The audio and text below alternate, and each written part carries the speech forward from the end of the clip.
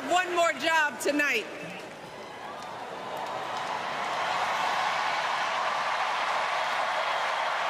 Yeah, one more job. You all, thank you for all the love, but it is now my honor to introduce somebody who knows a whole lot about hope. Someone who has spent his life strengthening our democracy, and let me tell you, as someone who lives with him, he wakes up every day, and thinks about what's best for this country. Please welcome America's 44th president and the love of my life, Barack Obama.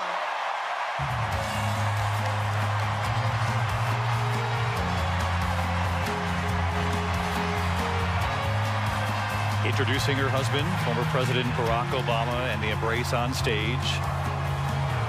The former First Lady saying, don't wait for an official call from any campaign, and said, consider this my official ask. Michelle Obama is asking you to do something, in her words, to play a role in this democracy. Many probably asking, how will the former president beat the former First Lady and her performance? Let's listen.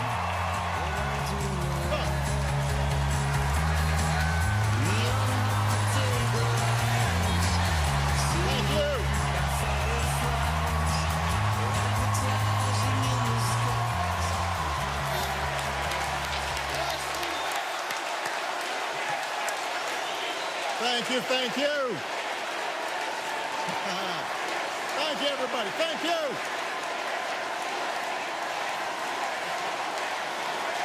Thank you. Thank you. All right, that's enough. Thank you. Chicago, it's good to be home. It is good to be home, and I don't know about you, but I'm feeling fired up.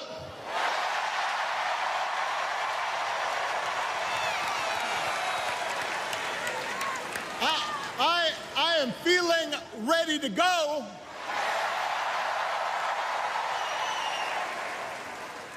Even if I am the only person stupid enough to speak after Michelle Obama.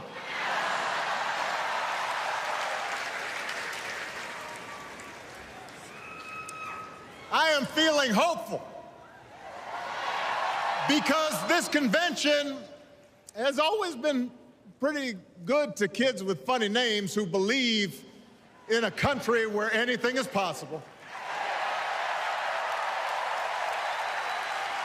Because we have a chance to elect someone who has spent her entire life trying to give people the same chances America gave her. Someone who sees you and hears you and will get up every single day and fight for you. The next president of the United States of America, Kamala Harris.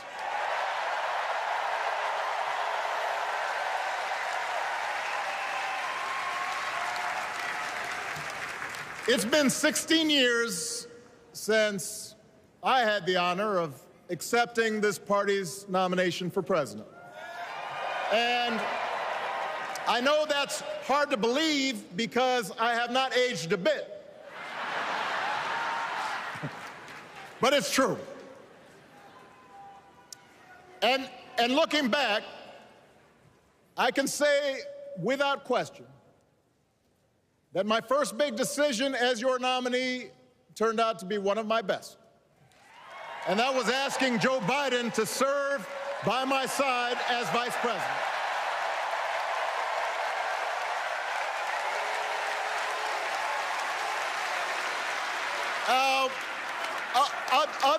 Other than some common Irish blood,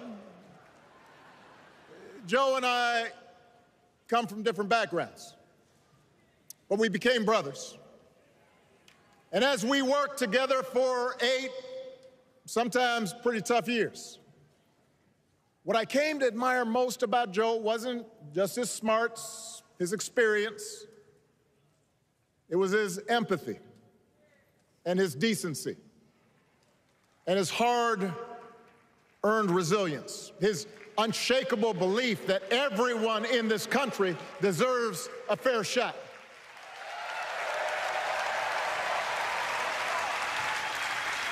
And over the last 4 years, those are the values America has needed most. At a time when millions of our fellow citizens were sick and dying, we needed a leader with the character to put politics aside and do what was right. At a time when our economy was reeling, we needed a leader with the determination to drive what would become the world's strongest recovery. 15 million jobs, higher wages, lower health care costs. At a time when the other party had turned into a cult of personality, we needed a leader who was steady and brought people together and was selfless enough to do the rarest thing there is in politics, putting his own ambition aside for the sake of the country.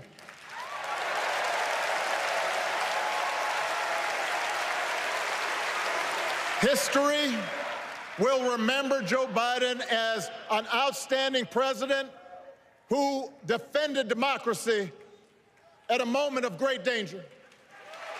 And I am proud to call him my president, but I am even prouder to call him my friend.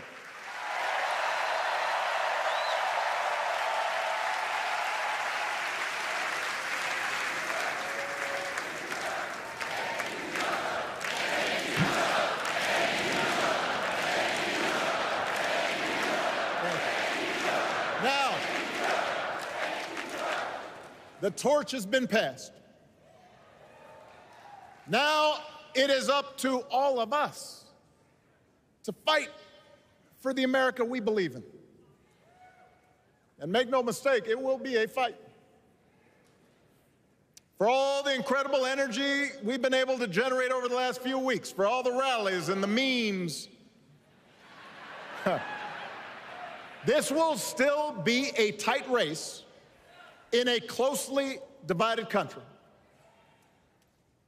A country where too many Americans are still struggling, where a lot of Americans don't believe government can help. And as we gather here tonight, the people who will decide this election are asking a very simple question. Who will fight for me? Who's thinking about my future, about my children's future, about our future together? One thing is for certain, Donald Trump is not losing sleep over that question.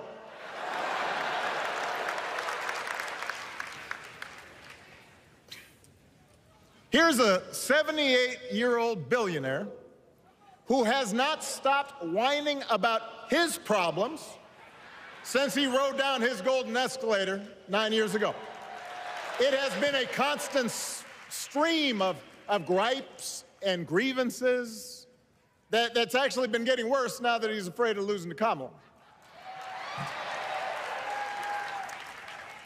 There's the childish nicknames, the crazy conspiracy theories, this weird obsession with crowd sizes.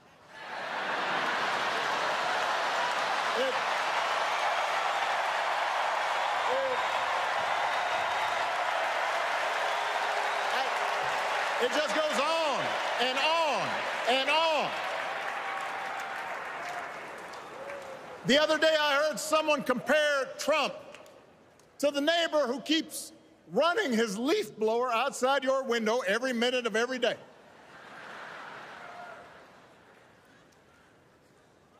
Now, from a neighbor, that's exhausting. From a president, it's just dangerous. The truth is, Donald Trump sees power as nothing more than it means to his ends. He wants the middle class to pay the price for another huge tax cut that would mostly help him and his rich friends. He killed a bipartisan immigration deal written in part by one of the most conservative Republicans in Congress that would have helped secure our southern border, because he thought trying to actually solve the problem would hurt his campaign. He doesn't. Do not boo. Vote.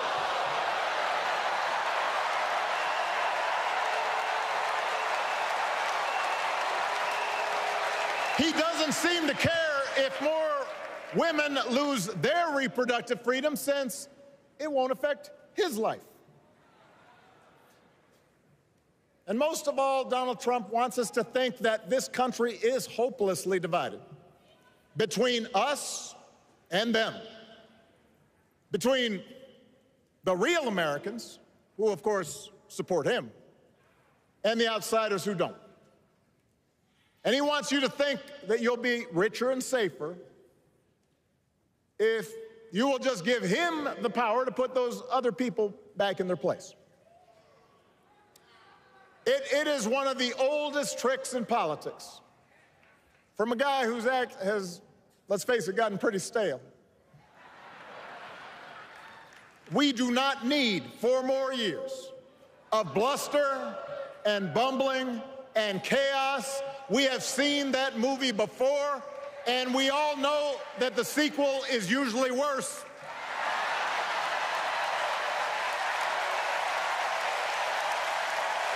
America's ready for a new chapter. America's ready for a better story. We are ready for a President Kamala Harris.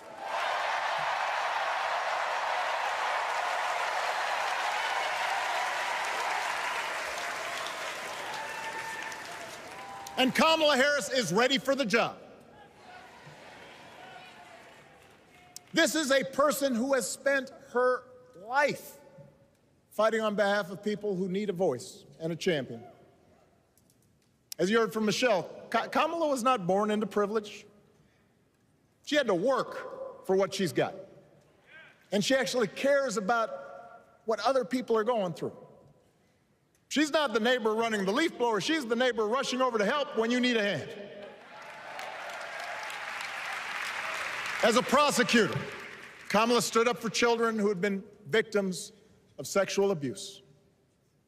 As an attorney general of the most populous state in the country, she fought big banks and for-profit colleges,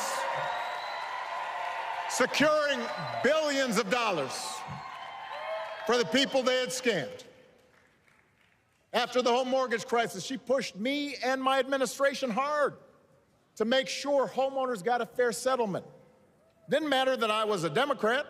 Didn't matter that she had knocked on doors for my campaign in Iowa. She was going to fight to get as much relief as possible for the families who deserved it.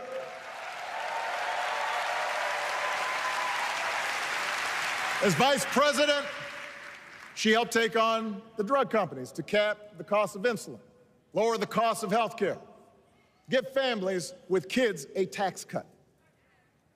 And she is running for president with real plans to lower costs even more and protect Medicare and Medicaid, and sign a law to guarantee every woman's right to make her own health care decisions.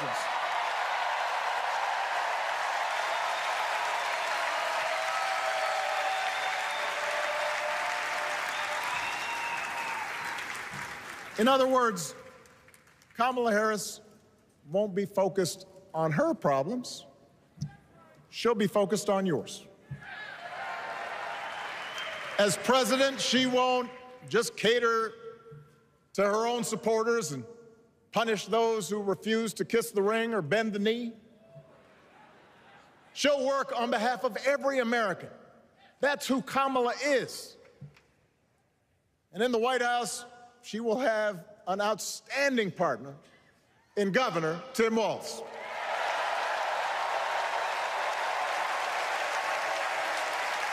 Let me tell you something. Let me tell you something. I love this guy. Tim is the kind of person who should be in politics. Born in a small town, served his country, taught kids, coached football, took care of his neighbors. He knows who he is, and he knows what's important. You can tell those flannel shirts he wears don't come from some political consultant. They come from his closet, and they have been through some stuff.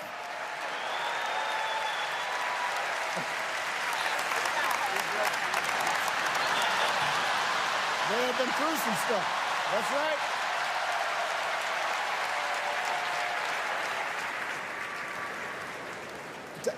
Together, Kamala and Tim have kept faith with America's central story.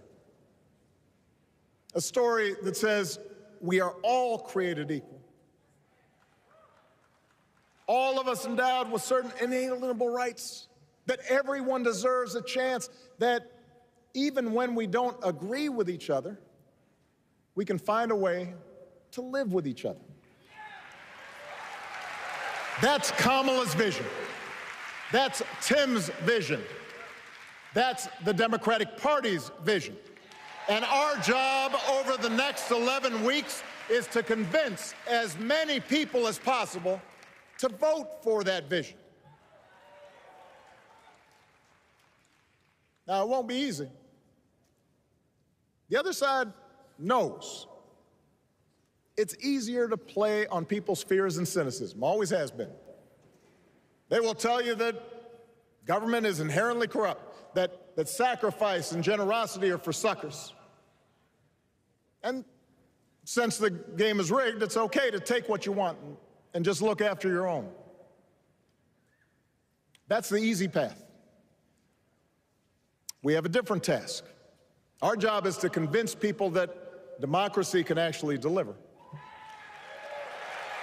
And in doing that, we can't just point to what we've already accomplished.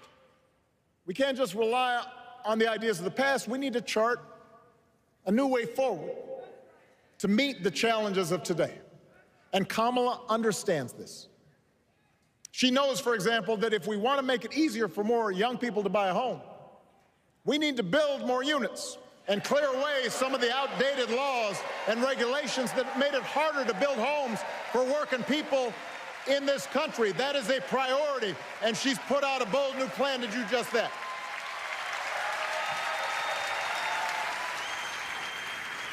On health care, we should all be proud of the enormous progress that we've made through the Affordable Care Act, providing millions of people access to affordable coverage, protecting millions more from unscrupulous insurance practices. I noticed, by the way, that since it's become popular, they don't call it Obamacare no more.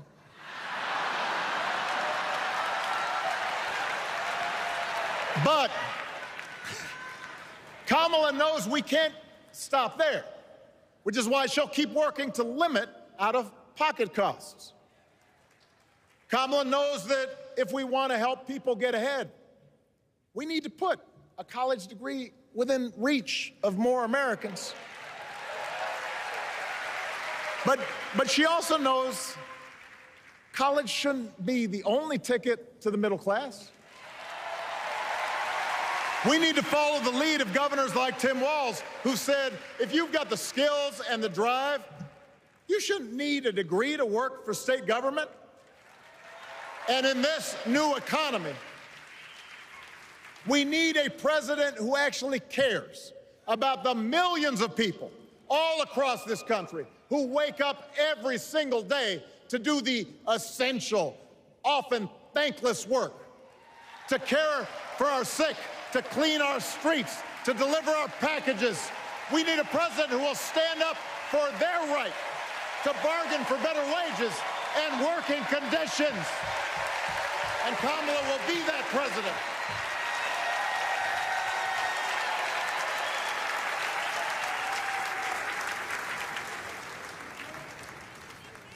Yes, she can.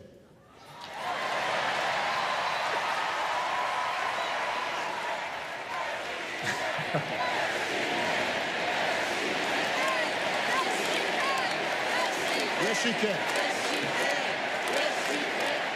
A Harris-Walz administration can help us move past some of the tired old debates that keep stifling progress, because at their core, Kamala and Tim understand that when everybody gets a fair shot, we are all better off.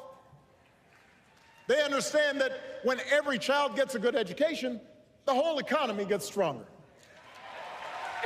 When women are paid the same as men for doing the same job, all families benefit.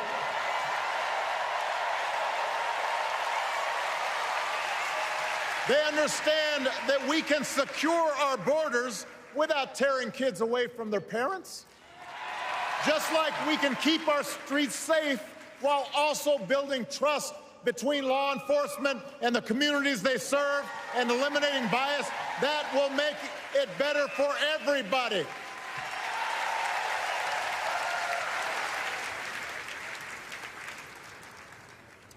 Donald Trump and his well-heeled donors, they don't see the world that way.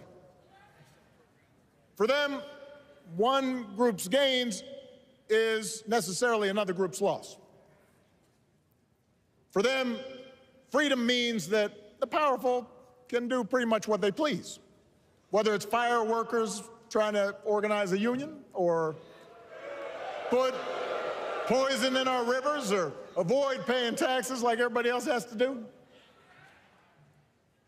Well, we have a broader idea of freedom. We believe in the freedom to provide for your family if you're willing to work hard. The freedom to breathe clean air and drink clean water and send your kids to school without worrying if they'll come home. We believe that true freedom gives each of us the right to make decisions about our own life, how we worship, what our family looks like, how many kids we have, who we marry. And we believe that freedom requires us to recognize that other people have the freedom to make choices that are different than ours. That's okay.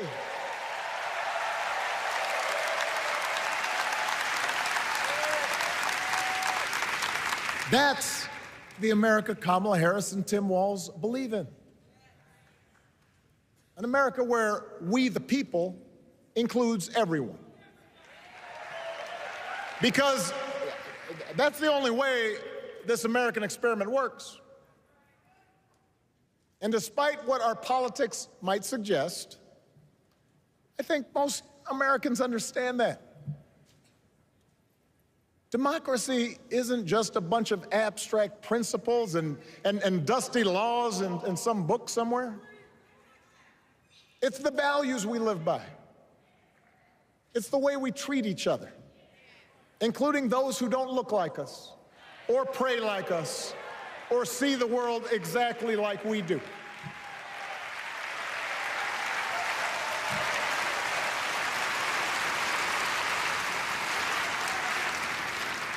That sense of mutual respect has to be part of our message. Our politics have become so polarized these days that all of us across the political spectrum seem so quick to assume the worst in others, unless they agree with us on every single issue. We start thinking that the only way to win is to scold and shame and out-yell the other side. And after a while, regular folks just tune out, or they don't bother to vote. Now, that approach may work for the politicians who just want attention and thrive on division, but it won't work for us. To make progress on the things we care about, the things that really affect people's lives, we need to remember that we've all got our blind spots and contradictions and prejudices, and that if we want to win over those who aren't yet ready to support our candidates, we need to listen to their concerns and maybe learn something in the process.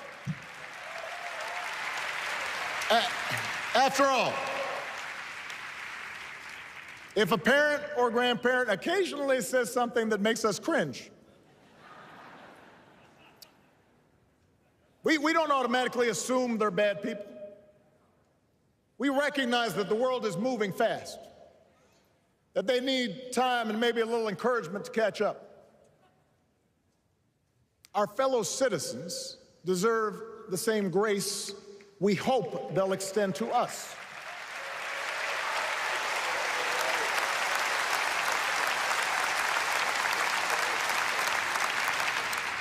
That's how we can build a true democratic majority, one that can get things done. And by the way, that does not just matter to the people in this country. The rest of the world is watching to see if we can actually pull this off.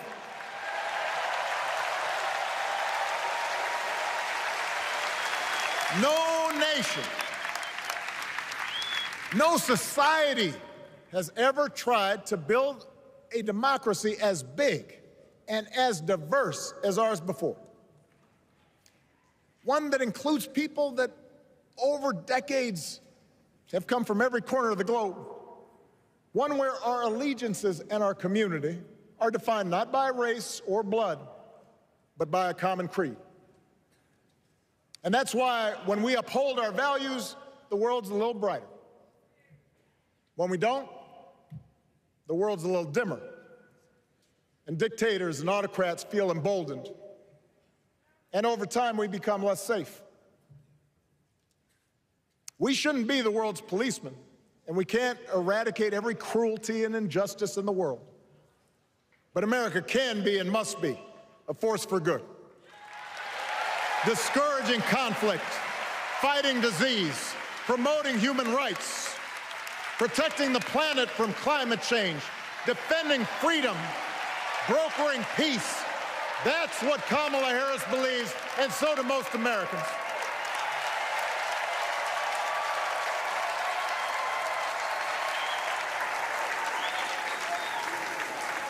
Now,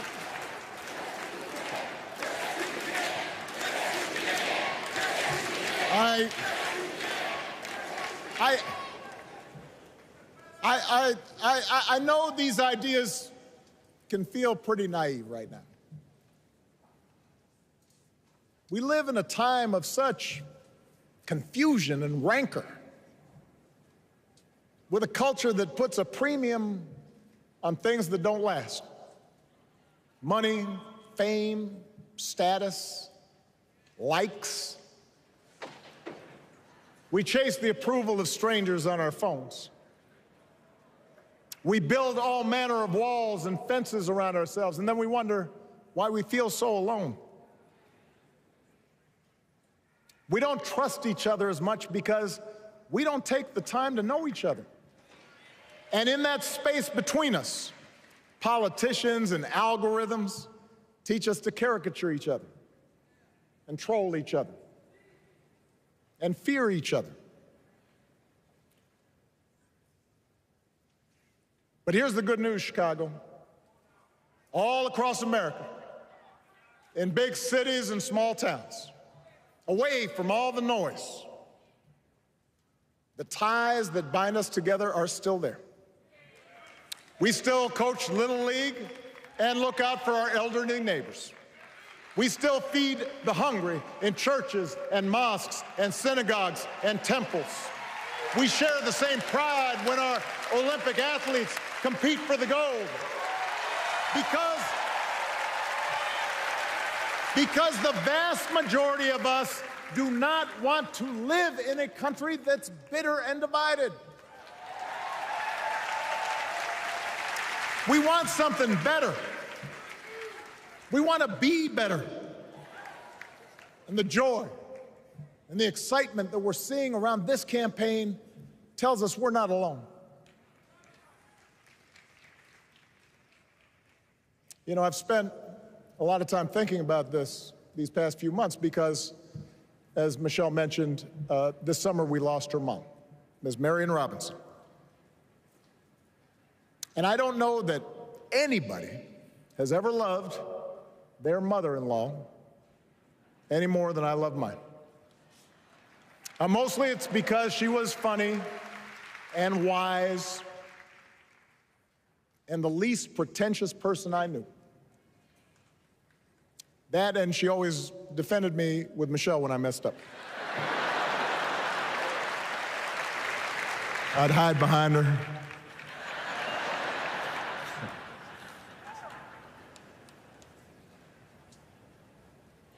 But I also think one of the reasons Mary and I became so close was she reminded me of my grandmother, the woman who helped raise me as a child. And on the surface, the two of them did not have a lot in common. One was a black woman from right here, south side of Chicago, right down the way. Went to Englewood High School. The other was a little old white lady born in a tiny town called Peru, Kansas. Now, I know there aren't that many people from Peru.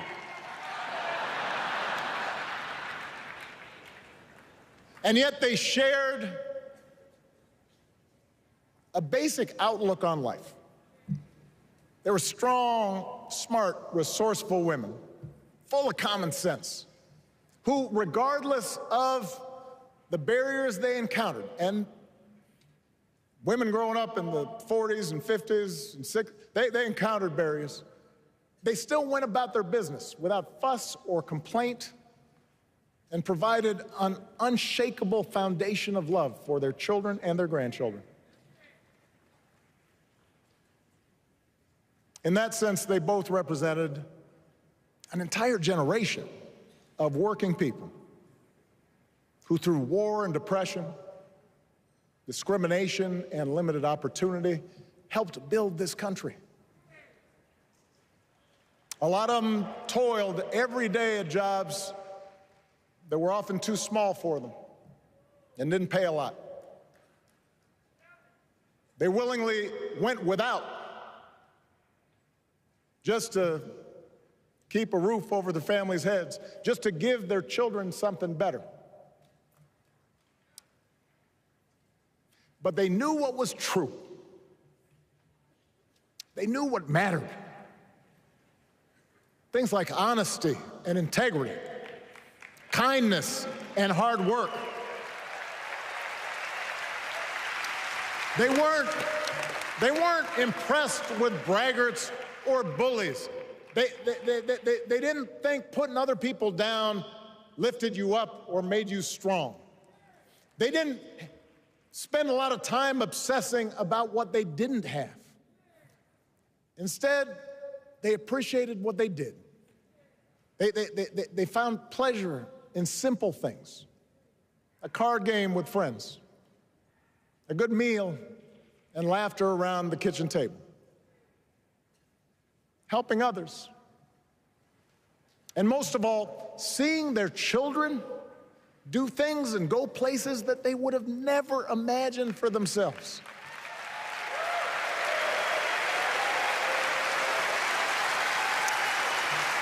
Whether you are a Democrat or a Republican or somewhere in between,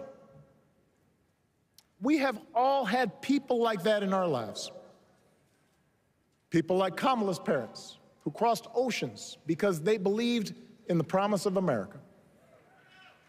People like Tim's parents, who taught him about the importance of service. Good, hard-working people who weren't famous or powerful, but who managed in countless ways to leave this country just a little bit better than they found it. As much as any policy or program, I believe that's what we yearn for. A return to an America where we work together and look out for each other. A restoration of what Lincoln called, on the eve of Civil War, our bonds of affection. An America that taps what he called the better angels of our nature. That is what this election is about. And I believe that's why if we each do our part over the next 77 days, if we knock on doors, if we make phone calls, if we talk to our friends, if we listen to our neighbors, if we work like we've never worked before, if we hold firm to our convictions, we will elect Kamala Harris as the next president of the United States and Tim Walz as the next vice president of the United States. We will elect leaders up and down the ballot who will fight for the hopeful, forward-looking America we all believe in. And together, we too will build a country that is more secure and more just, more equal, and more free. So let's get to work. God bless you. And God bless the United States of America.